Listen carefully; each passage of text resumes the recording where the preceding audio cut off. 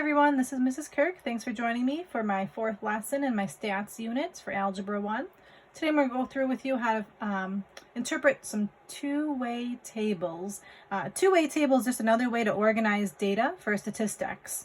I would like to recommend that you have a highlighter handy as well as your writing utensil. All right, so I'm looking at page 6 from my note packet here. So if you can find your page 6, and I'd like to explain to you how to interpret and read a two-way table. So far in stats, we've learned about the box and whisker graph as well as the histogram. This is just another way to organize data.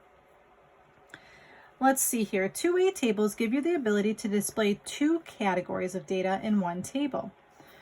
In this particular example, the two-way table shows the numbers of soccer t-shirts that a shop has left in stock. How many blue, gold, extra large shirts were there? I think you're able to read this table. How many blue, gold, extra large shirts do you think there are? Let's see. Blue, gold is here. Extra large is here. Did you guess 2? I hope so. So I figured that out by going to blue, gold, extra large, and seeing that there were 2 shirts left. Now it says to complete the totals for the rows and columns. All right, so this will be, you can use your calculator if you want to, or you can just do some mental math. So let's see, how many blue white shirts were there? 4 and 5 is 9, and 1 is 10, and 2 is 12. So I've added these numbers up horizontally. You go ahead and see if you can add up the rest of these horizontally and the rest of these vertically. Maybe pause the video and see what your outcomes are. I'll give you my answers. I had 16, 14, 11, and 12. And along the bottom here, I have 20, 18, 14, 5, and 8. This number in the corner here is my grand total. So in this particular shop, there were 65 shirts left over in stock. Let's see. Each entry inside the table is called a joint frequency. The sums of the rows and columns are called marginal frequencies. Now at this point, I've got a study guide with all these definitions about mean, median, mode. Now I'm going to add these as well. Joint frequency is the numbers inside. Marginal frequencies are the sums. So in this particular example over here, if you think about this one, I like this. Marginal. That's kind of like the word margin. Where are the margins of your paper? They're on the outside edges. So if you're having trouble between these words, the marginal means the outside edges, just like the margin of your paper. So the marginal frequency would be these numbers here.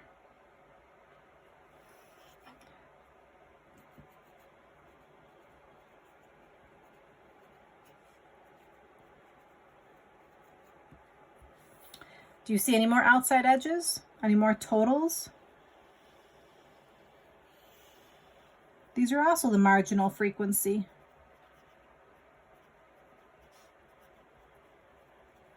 And all the stuff on the inside, where that big black rectangle is, each one of these entries is considered to be a different joint frequency. Joint, you've got 2 of them. Okay, so now that's how, a couple definitions here. Now let's see. It says, find and explain the marginal frequencies for the two-way table below. So for this particular example, they want us to find the marginal frequencies. Marginal, that means like the margins of your papers. Well, here's a margin over here, and here's a margin down here.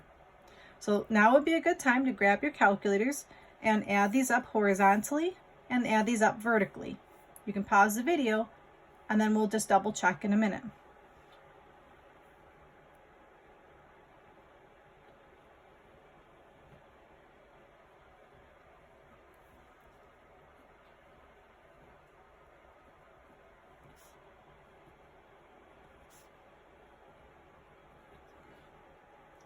Okay, at this point I filled in my values here.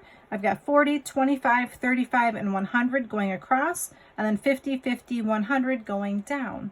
So that's the first part, just finding. So all I did was I found the marginal frequencies. Now I have to explain them. I'm not going to explain each one in words, like in a paragraph here, but what I will do is point to each one and explain what this means. So what does this 40 represent? It represents the number of 12 to 13-year-olds.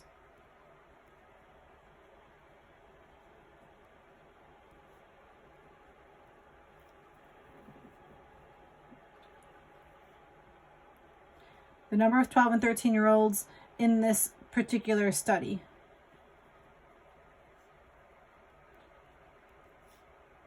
What about the 25? What does that represent?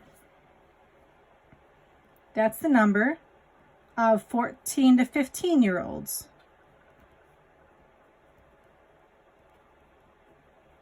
In the study. What about the 35? That's the number of 16 to 17-year-olds in the study.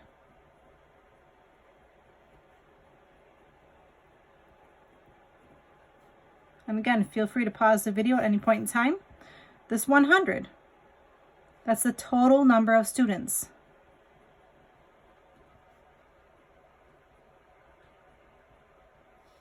What about this 50? This 50 represents the number of students that ride the bus.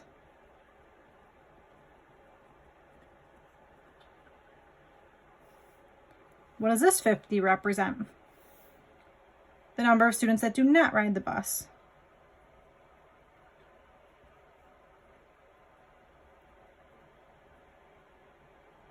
So I just explained what the marginal frequencies meant. All right, last question here. It says, using the two-way table above, for each age group, what percent of the students ride the bus to school? What percent of the students do not ride the bus to school? So I'm comparing it to the age group. This is where it gets to be a little bit tricky. So if I'm looking at 12 to 13-year-olds that ride the bus, so I'm comparing it to the age group.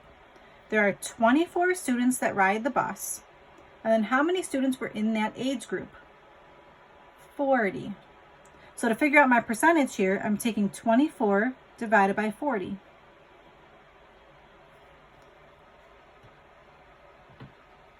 Let's do this next box. Does not ride the bus. So the 12 to 13-year-olds that does not ride the bus, there's 16 of them. Out of how many total 12 to 13-year-olds are there? There's 40. And again, I'm using 40 in my denominator here because I'm considering the age group. Okay, for the next one, 14 to 15-year-olds. There's 12 that ride the bus, but how many 14 to 15-year-olds were there? 25 this time. So I'm trying to figure out the percent of kids that ride the bus in each age group. The next one is 13 out of 25. Pause the video and see if you can figure out these last two. What do you think they are? I'm going to keep on going. The next one is 14 out of 35, and then 21 out of 35. Now I left some space here because I want to use my calculator to actually figure out what percent these are. So 24 divided by 40 is 0.6. What percent is that? 60%. So I'm going to write down really large here. We got 60% of the 12 to 13-year-olds ride the bus. And then what's 16 divided by 40? 0.4, and that's 40%. Let's just understand this for a minute. I just figured out that 60% of the 12 to 13-year-olds ride the bus. Does it make sense that 40% do not ride the bus? Yeah, because you should have 100% of the people. So each one of these should add up to 100%. Now would be a good time to pause the video and use your calculators to find these other percentages. Go ahead and do that. Okay, I'm going to continue on.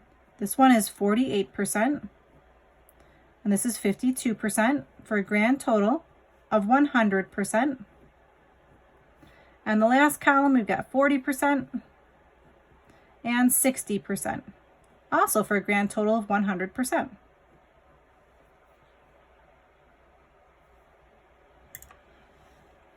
Okay, so now let's interpret this data.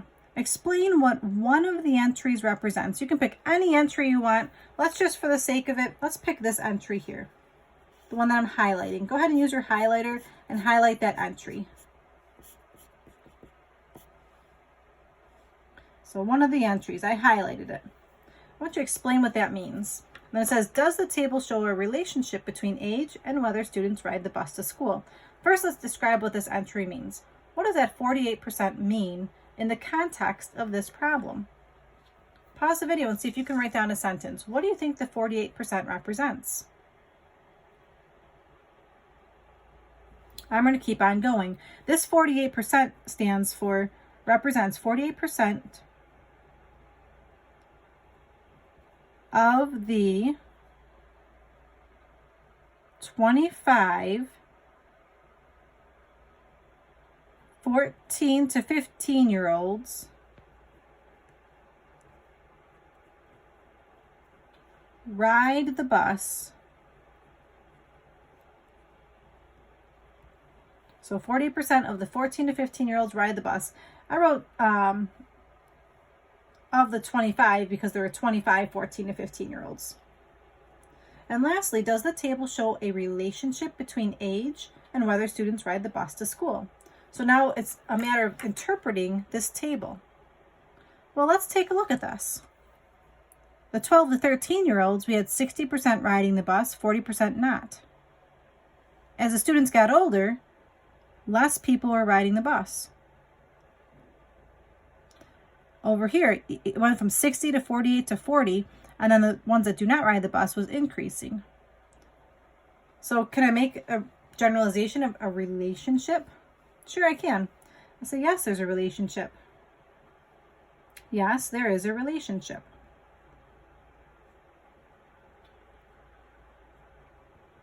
And you want to try to write in complete sentences.